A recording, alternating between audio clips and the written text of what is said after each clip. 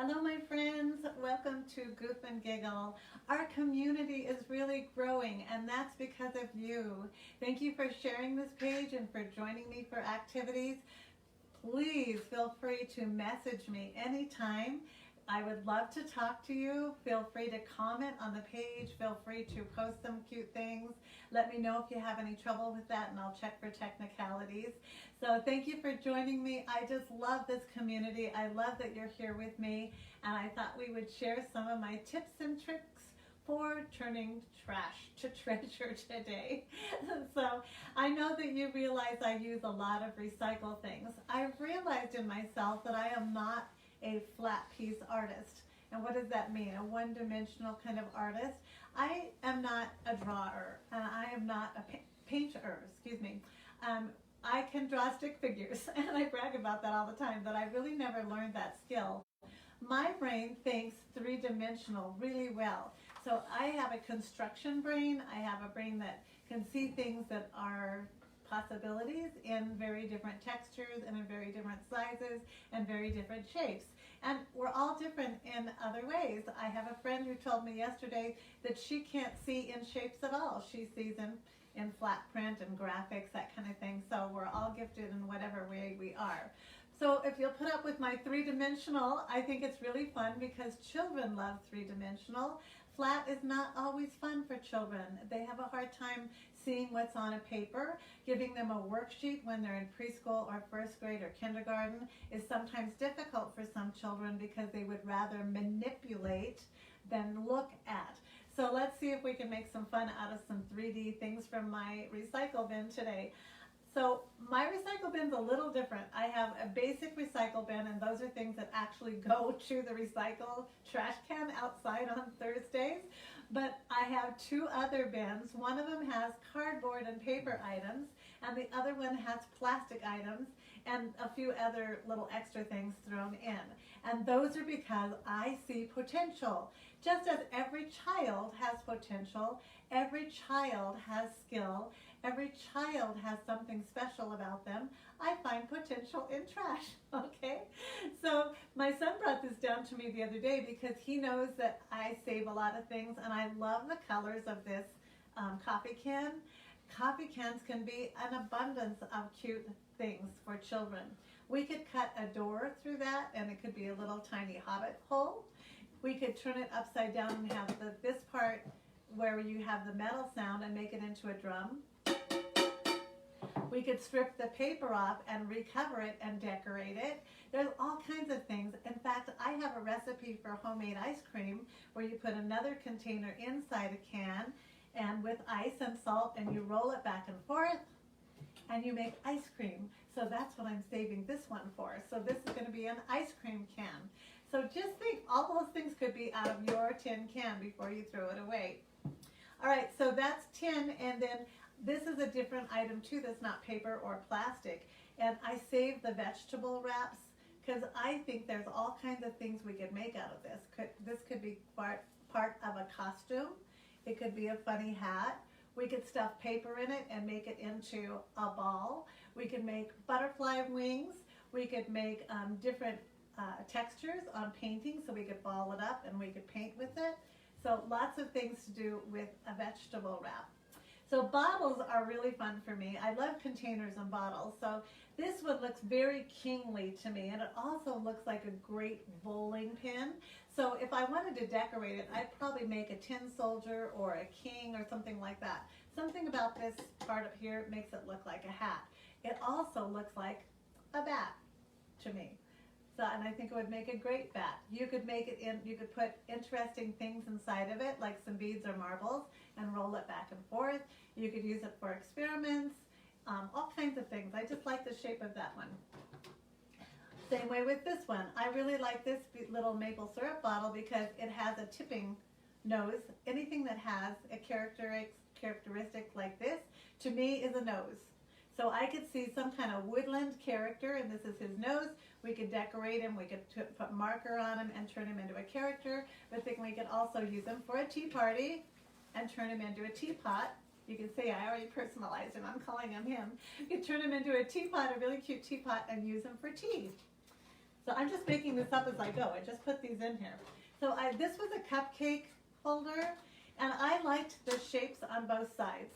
I think this side could be a great paint holder, so kids could paint with it, and then you can just throw it away and you don't have any mess to clean up. I like this side because I see a mold. So I might take clay or Play-Doh and we would mold over it, paper mache over it, and make these cute little bowl shapes, something like that. You could make goggles, cut them in two. There's my goggles. Or eyes from a character, so you could cut two of them out. You could cut them into sections and make other things. You could make part of a hat, all kinds of stuff. Bowls are always handy. This is a bowl shape. This was a take-home container. Of course, this was the top part. So you could put all kinds of things in it as a bowl, but you could also make this into a hat. You could put stripes on it and make it an umbrella. There's all kinds of things you could do with this shape also. You could put something in it and roll it around. You could put the lid back on it and shake it and make it an musical instrument. I thought this one was really interesting because of this little knob right here. And I don't remember if what it had in it. It had that probably a sauce container. So I would use that little knob for something. There would like a spyglass or something like that. You could put things inside of here. You could turn it into a crocodile, all kinds of things like that. So now those are plastic. Let's go over to paper. The all-present oatmeal box. When I was a child, we used to cut the top off of this and make it into a cradle for our dolls. Isn't that cute? I think I could still do that. So you just cut a section out of the top, clean it up, put a little blanket in there, and then roll your doll back and forth. And again, this could be a drum. You could put a hole in the top and little ones could feed into it little items, and then they could put their hand in and pull them back out. You know how little ones love, love, love fill and dump. This one also could be a fill and dump. I'd love to put scarves down in here and let them pull them out one at a time. But it also could make a really cute little house. It's already a good house color, right? So you could cut a door in here and a window, and they could use one of their little dolls from their doll house. And this could be a house. You could cut an oval shape or a half circle out of it and make it a car garage. My grandson did that last week. Numerous things you can do with a box that shape. Now a box this shape, I like the idea of putting wheels on here, maybe bottle caps or something, stick them on tightly, and turn this into a car. Because I like that this is a narrower shape up here, and a child could easily hold it and turn it into a car. But it could be many other things too. Can you think of something else that could be? And then just general containers like this I always have on hand for making projects that might use water or paint or Play-Doh, or we're making our own paint, something that's messy, and then I can just throw it away. But you could also turn it into something else. This could also be the roof to a house. Fun, huh? All right, this came in a packaging. This was packaging from a couple of glass bottles of something that we ordered. I think this is a beautiful castle. So I would put this with my grandchildren's cars and building blocks and little people and let them build around it. We've been known to paint these. They're cardboard, so it absorbs the paint really well. It turns out really cute.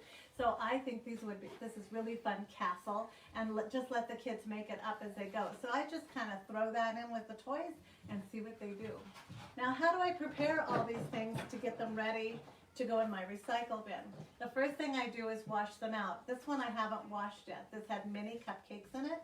I don't know if you can see the little sections in it. I love, love, love the little circles because, again, I think this could hold beads and glitter and tiny art project, Google eyes, all those kind of things all in here. And we could sort out for our art project. You could clean it out. You could also mold in that. So if you wanted to make like bath bombs or something, you could use those as a mold. The back side the same way. There's a cute little mold if you wanted to go over the top of it. And as you can see, I haven't cleaned this one up yet. So my favorite product to get sticky stuff off is essential oil lemon. It works really, really great to get sticky stuff off. So I would take the lemon and drop a few drops on it wherever there's a sticky label. let that sit for a few minutes, and then go back and use some water and a scrubber, and it'll come right off, and you get that sticky residue off, because there's nothing worse than picking up dog hair and string and whatever when you're playing with a toy that's still got sticky residue on it. So those are some ideas about how I make toys from trash to treasure in your toy box. I hope that you join me again on Goof and Giggle and watch for more ideas. Share this with your friends. Also go to SharonPearson.com. Have a really great time with your trash today. Bye-bye.